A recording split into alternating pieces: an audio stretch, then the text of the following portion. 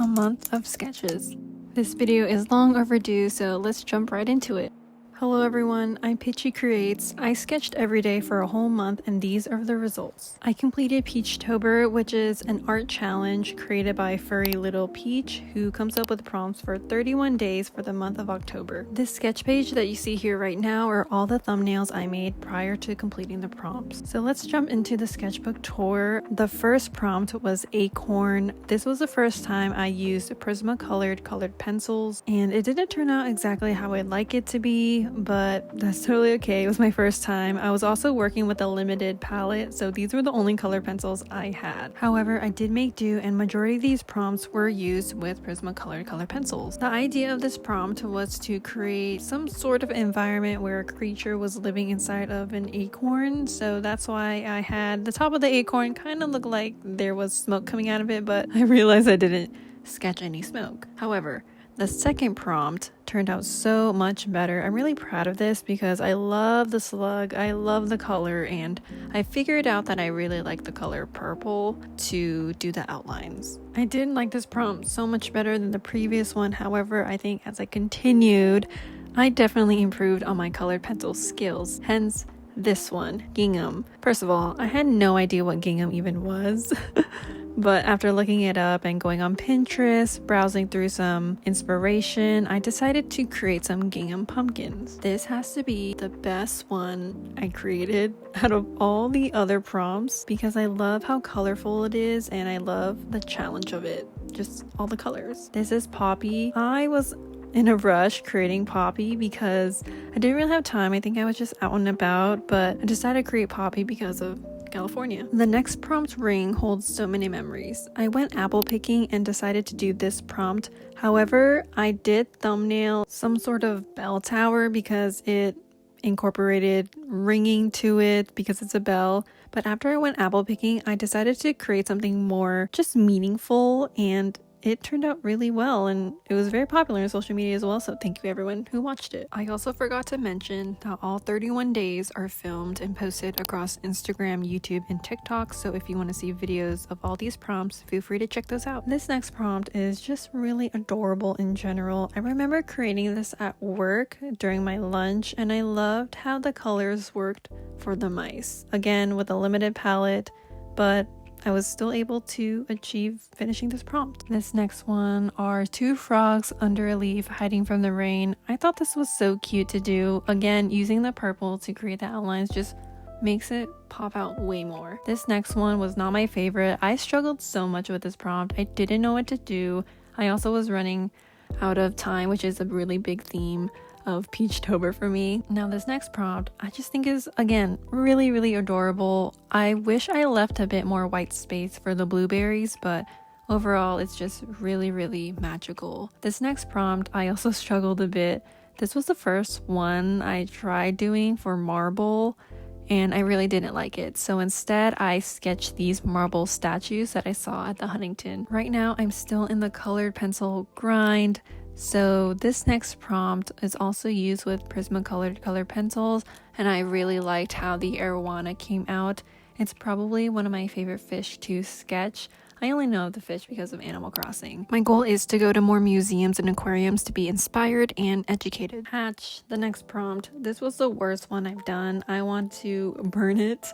I really don't like it because, I don't know, it just didn't come out like how I envisioned, so we'll move past this. This prompt kickstarted the use of highlighters and fountain pen in my sketchbook. In addition, this prompt also demonstrated me running out of time, which is, again, a really big theme of Peachtober. And you can tell because I started incorporating highlighters and my fountain pen more, but I found that me using these actually made my sketches more fun and better to look at. And it helped me learn a lot about sketching, where I can let loose, color block, and incorporate more colors because in my past sketchbooks, I never really used this many colors. I don't have much to say about this one. It's just a toad on a mushroom. Another highlighter and fountain pen mix. For this one, I wish that I started the sketch with the highlighters first instead of the fountain pen. So going forward, I use the highlighters, and this shows that when you experiment and make mistakes, you'll improve and learn from them. Okay,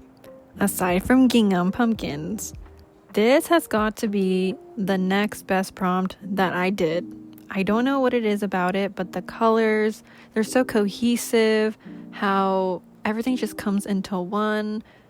I don't know. There's just something about this prompt that makes it my favorite. I love the sketchy look so much, and this is something I end up replicating in the future. Can you tell that I was in a rush and running out of time? Well, you guessed it, because I am continuing to use highlighters and a fountain pen again. Of course, because the prompt was snowflake, I had to do something relating to snow. I didn't want to just sketch a snowflake, so I did some trees and added snowflakes around the pages. Of course, I mean, you could probably tell I ran out of time and was also afraid of spiders. Oh, here's a cute sticker from Daiso, by the way. Yeah, I don't like spiders. I didn't know what to do with this prompt. The only thing I could think of was a spider, and I didn't want to do that, but I did sketch a little guy on the left side though. So here's a really quick sketch of some spider webs. Yeah, I do not like spiders. And the saga continues. I'm still using highlighters and a fountain pen.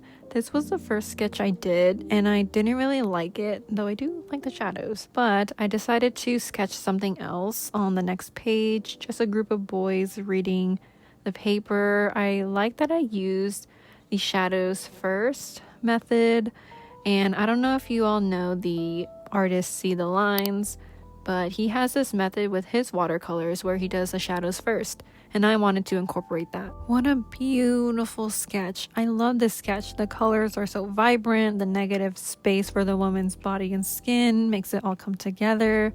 I really adore this prompt. For this prompt, I actually misread it. I thought it said sail, and then I reread it and it said stripes.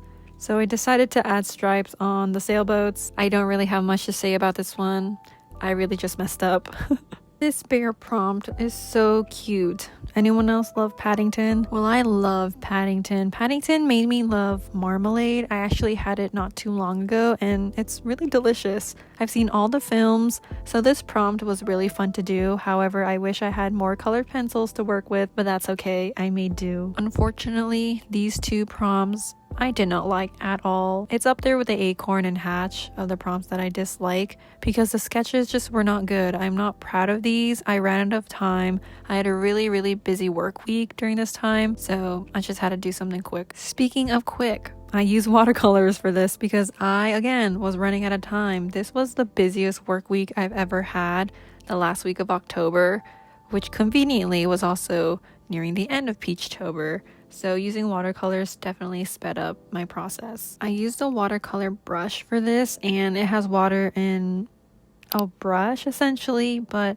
the tough part about it is when you try to use a new color, it mixes with the previous one. So from my experience, it makes the colors look a bit muted. However, it is really great if you use it on the go. And we reached Halloween. This was so cute. I knew I wanted to do a ghost reading a book because it resembles me. I love reading books. I enjoy just carrying books with me all the time, so I wanted this one to be a bit more meaningful. I'm not sure if any of you noticed, but there were a couple of prompts not in the sketchbook. The kite prompt, for example, I painted on a separate sheet of watercolor paper. It has more texture. I actually ended up using watercolor and my inks to make these vibrant fish kites, and I love how the colors turn out. It's actually very therapeutic to do this. Aw, I really loved this painting. It was actually a bigger piece of watercolor paper, which you'll see soon with the cats, but I decided to cut it up so we can focus more on the seagulls, which was the prompt. I love how sketchy the seagulls look, and I really love the texture as well. I do not know why, but I wanted to paint Winnie the Pooh. I wasn't even watching Winnie the Pooh or thinking of Winnie the Pooh, but I just felt like it was fitting to add Winnie the Pooh. What a creative painting.